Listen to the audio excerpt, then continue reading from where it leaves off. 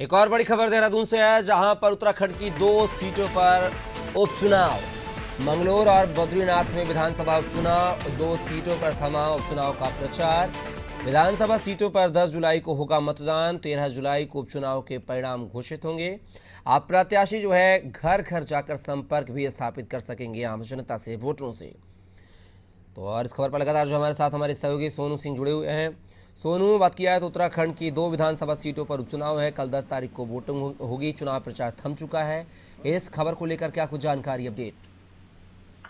देखिए, जिस तरह से बीजेपी ने और कांग्रेस ने और बसपा ने अपनी अपनी रणनीति के तहत चुनाव प्रचार किया है और जिस तरह से जीत के दावे किए जा रहे हैं और जिस तरह से मुख्यमंत्री ने स्वयं विधानसभा क्षेत्रों में पहुंचकर सरकार की उपलब्धियों को गिनाया है और मुख्यमंत्री ने स्टार प्रचारक के तौर पर प्रचार किया है और जिस तरह से बीजेपी अपनी चुनावी रणनीति के तहत जो चुनाव प्रबंधन तंत्र है उसके तहत जो कार्य किए हैं, बीजेपी को लगता है कि इन दोनों ही सीटों पर बीजेपी को जीत मिलने वाली है, क्योंकि अब मतदान होने में बहुत ज्यादा समय नहीं बचा है। अब इस वक्त दोनों ही सीटों के जो अलग अलग दलों के प्रत्याशी हैं वो डोर टू डोर कन्वेंसिंग भी कर रहे हैं और दूसरी तरफ जो है वो दोनों ही दल के नेता ये दावे भी कर रहे हैं कि उनकी जीत होगी। बहुत ज्यादा समय नहीं बचा है, अब मतदान होने को है और जैसे मतदान होगा उसके बाद ये तस्वीर पूरी तरह से मतगणना के दौरान साफ हो जाएगी कि आखिर जो इन दोनों विधानसभा के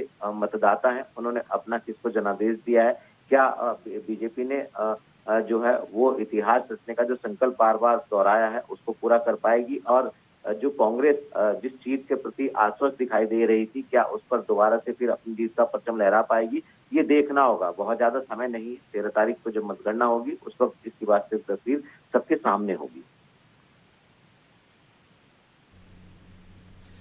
तो सोनू, आज जो बात किया है चुनाव को लेकर, लेकिन यहाँ पर अगर बात किया है तो सोनू, एक चीज़ हमने देखी अब तक के प्रचार प्रसार में कि कांग्रेस का कोई भी दिग्गज जो है चुनाव प्रचार करने के लिए नहीं आया। और मुझे लगता है कांग्रेस के नेता जो हैं, जो आला कमान है, आला जो उनके प्रतिनिधि बोल सकते हैं अपन, उनके संगठन के कार्यकर्ता हैं, वो इंटरेस्ट लेते नजर नहीं आ रहे उत्तराखंड में विधानसभा चुनाव को लेकर। जहां पुष्कर सिंह धामी कमान संभाले हुए चुनाव प्रचार की, चुनाव की, चाहे वो बद्रीनाथ सीट हो, चाहे बात किया मंगलूर सीट हो, लेकिन कांग्रेस का कोई भी मुझे स्टार प्रचारक या दिग्गज नेता है इन विधानसभा सीटों पर, विधानसभा क्षेत्र पर चुनाव प्रचार करते नजर नहीं आया। इसकी क्या कुछ वजह मानी या सोनू? अब बिल्कुल आप ठीक कह रहे हैं कपिल, क्योंकि जिस तरह से जो कांग्रेस के नेताओं की चुनावी रणनीति होनी चाहिए थी, जिस मनोयोग के साथ कांग्रेस के नेताओं को चुनाव लड़ना चाहिए था और जिस तरह से जब 2022 में विधानसभा के चुनाव हुए थे और बद्रीनाथ विधानसभा क्षेत्र की जनता ने कांग्रेस को जनादेश दिया था, उस एक्टिव तौर पर जो है वो कांग्रेस पूरी तरह से चुनाव लड़ती हुई नजर नहीं आ रही है। हाँ, जैसा आपने स्वयं भी इस बात को कहा है कि जो पार्टी के कार्यकर्ताओं में चुनाव को लेकर के उत्साह होना चाहिए था, शायद वो नजर नहीं आ रहा। दूसरा पहलू इसका ये है कि पार्टी के प्रदेश स्तरीय जो नेता हैं, प्रदेश महामंत्री स्तर के और अध्यक्ष जो हैं, वो चुनाव आयोग से बार बार जो शिकायतें हैं वो दर्ज करा रहे हैं और इस बात के लिए पुरजोर तरीके से वकालत करते नजर आ रहे हैं कि जो सरकारी मशीनरी है बीजेपी उसका दुरुपयोग कर रही है।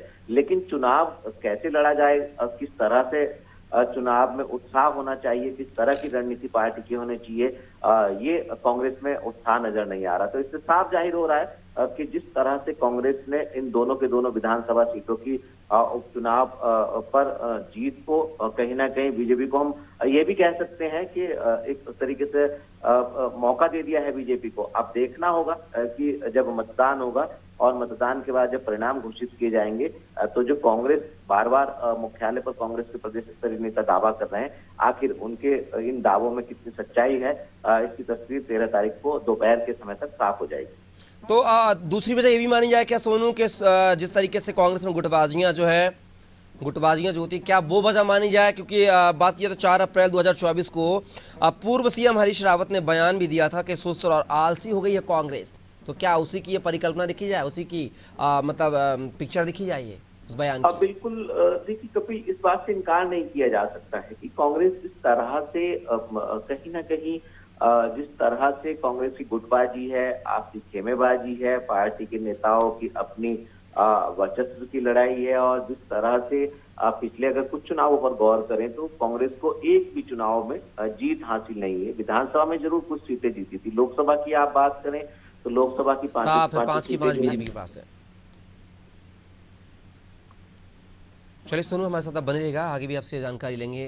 तो ये खबर उत्तराखंड से थी, जहां पर उपचुनाव को लेकर हमारे सहयोगी सोनू सिंह ने पूरी जो है राजनीतिक पृष्ठभूमि बताने की कोशिश की है। अब देखना होगा कि 13 जून को नतीजे कैसे होते हैं।